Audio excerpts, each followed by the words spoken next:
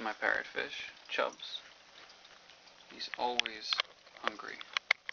Always. As you can see, he's very interested.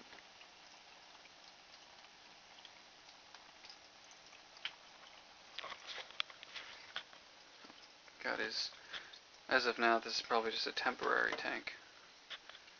But he's very happy. He moves everything around.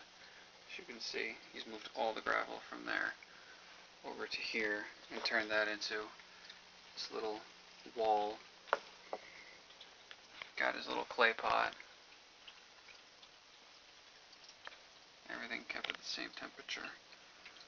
And he's only active at night around 12 o'clock to 1 o'clock. I don't know why, but that's when he likes to be up and about and hungry. And as you can see, he still wants to be fed. So that's Chubbs. I call him my jellybean parrotfish. He's part convict, but most people just call him a blood parrot. So that's Chubbs.